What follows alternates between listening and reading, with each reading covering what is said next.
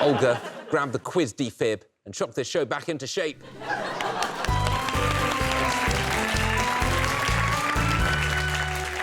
I know you can't tell from looking at me that I'm really just one of the boys because I'm wearing deodorant.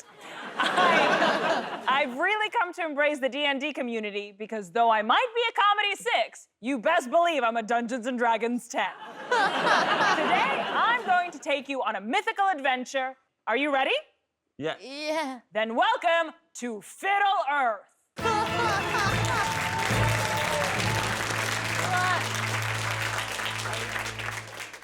This adventure needs adventurers, starting with one of the smartest gnomes in all of Fiddle Earth, Loben Firecracker! Equally famous for his use of magic and his cowardice. I'm 36. Alongside Loben, we have Trixie Deathwatch. Trixie is a badass assassin, thief, and scoundrel, terrorizing all with her deadly blades. What? And leading the adventurers, we have the one and only Grimwolf the Barbarian. Vanquisher of beasts and lover of women. Grimwolf is 7 feet of pure muscle. Armed with his trusty battle axe, he terrifies enemies with his infamous battle cry. No, that was the cry. Oh. So before we begin, I need a name for you ragtag group of heroes. What say you? This is like that bit in The Apprentice where they have to come up with a name. Excel.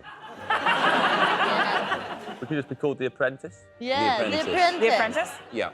Okay then, the apprentices, you've each started with 5 hearts.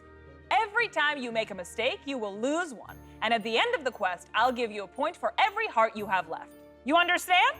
Yeah. Then on with the adventure! Okay.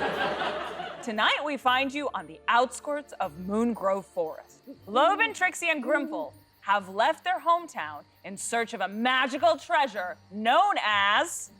Oh. Money. Euros. They're in search of euros. Euros!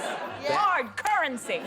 The apprentices set off through the forest in search of euros until they hear a booming voice.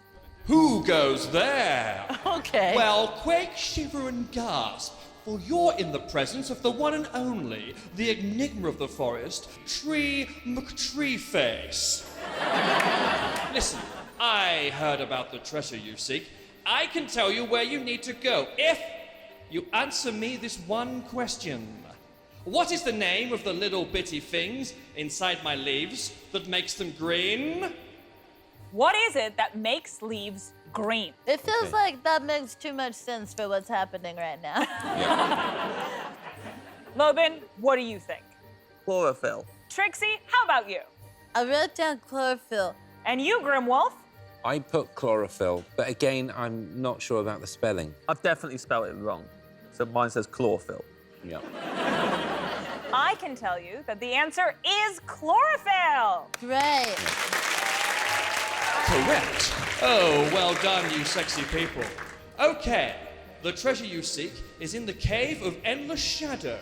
It's been stolen by an evil creature called the Galgarot, a ferocious beast that adores shiny jewelry and easy-to-digest narrative structure. Do you want to ask the tree any questions? What the fuck did the tree just say? And with that, the apprentices continue their journey towards the ominous Cave of Endless Shadow. But there's danger coming! Okay. Standing, maybe 12 feet tall, with bristled fur and teeth like knives, it appears you have found the Galgarot! I thought you said Gal Gadot.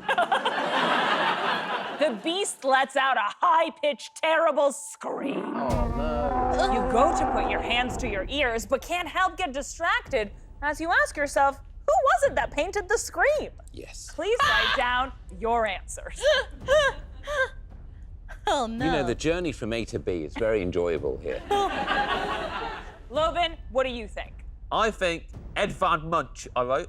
Trixie, how about you? I wrote Bob Ross.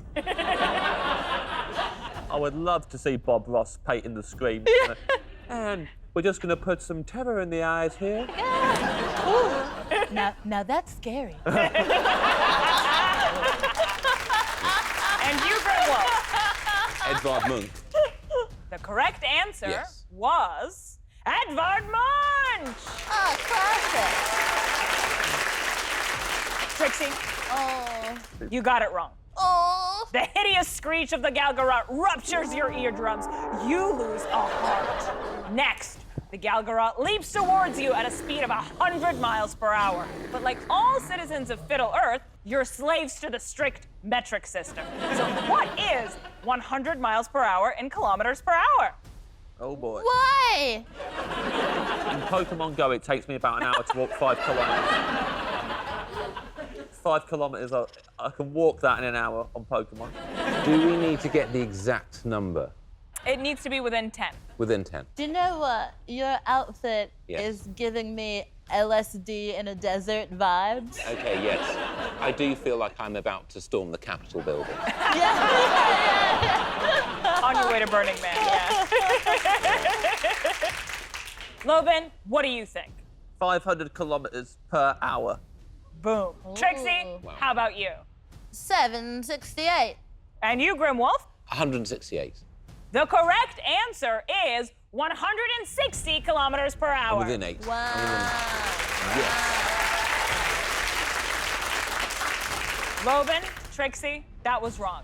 You feel Galgarot's claws smash against your body and you're thrown against the wall.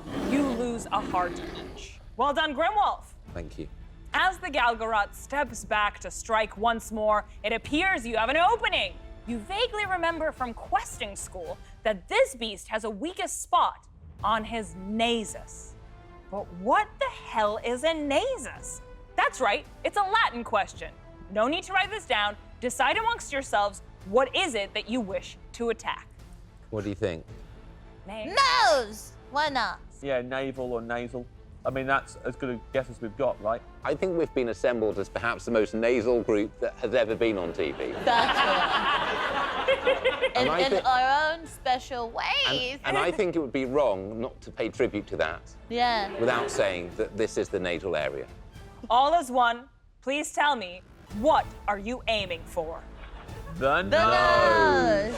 Success! It is the nose! Yes. Right. All of your attacks strike the beast firmly between the eyes, and with a shriek, the Galgarot collapses to the floor. Standing over the body, Loban utters an incredibly cool, memorable line that proves just what a legend he is. Sleep well. Words that will live on in infamy. The end.